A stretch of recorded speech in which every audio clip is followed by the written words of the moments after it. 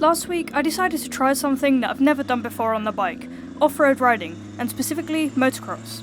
The main reason I wanted to try off-road riding is because the bikes tend to be a lot taller than road bikes. I wanted an easy way to try riding some taller bikes, and this was perfect. On this little KX85, I couldn't touch both feet to the ground at the same time, but because the bike is so light, it only weighs like 75 kilos, this didn't really matter. I could jump off and hold the bike up with one hand if I needed to.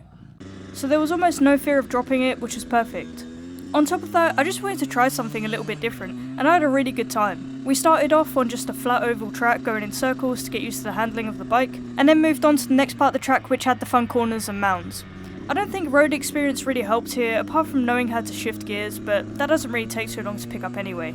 In fact, some of the habits I've built up from riding on the road doesn't apply to motocross, and it made it a little bit hard to unlearn these. For example, the seating position is completely different. On a motocross bike you want to be as far forward as possible, where on a road bike you're going to be somewhere in the middle where it's comfortable. It also feels pretty scary every time you feel the bike move around underneath you, since if this happens on the road you've probably done something wrong. But I was assured that I could trust the bike not to throw me off, and once I had a few laps of the track I was having a great time. This was just my first time riding motocross, so I had quite a lot to learn, but mostly we were just focusing on the basics. So your seating position when you're sitting down, when you're standing up, and then a little bit of cornering and line selection. At first I wasn't used to standing up on the bike, so every time I hit one of the mounds at speed, I would get thrown out of the seat. This isn't that comfortable or very safe, so I spent a couple of sessions really deliberately practicing standing up on the bike, and I found that it helped quite a lot. There's so much to think about. You don't want your weight to be too far forward or too far back. You really want to make sure that you're standing dead center over the pegs, which is actually pretty tiring. By the end of the day, I actually sat the last session out so that I could save some energy for the long journey home. It took a little while to get the hang of cornering, but I think I was getting it by the end of the day.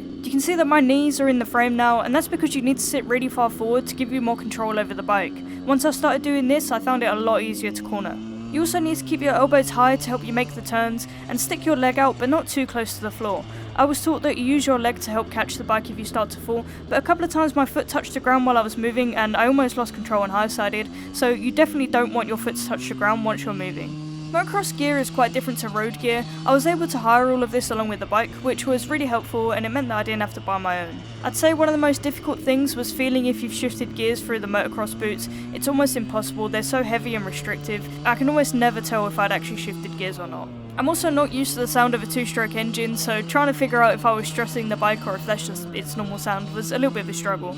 I also never really got the hang of kickstarting the bike. I did it perfectly right at the start, but I think by the end I was just way too tired. Two-stroke engines and kickstarts are way before my motorcycling time, so this didn't really bring back any nostalgia for me. Might do for some of you guys. One of the interesting things about riding on a motocross track is obviously it's dirt, so it moves and changes. Every lap there might be new ruts, there might be different terrain that you have to think about. You can't just pick the exact same lines every time because you might be hitting some new obstacle in the dirt. That's why I found that vision's a really important part of this. When you're cornering, you really have to be looking up through the corner. I have a habit of looking directly in front of me, even when I'm riding on the road. This is something I need to get better at because once I started looking up, it really helped my cornering, but also you can see further, so you can see potential obstacles further down the track. Luckily this track wasn't too busy. At the start of the day there were only 2 of us, and by the end of the day there was 4 of us. There's a separate motocross track right around the corner which is open to the public. This one is just open to people who are doing lessons like I was.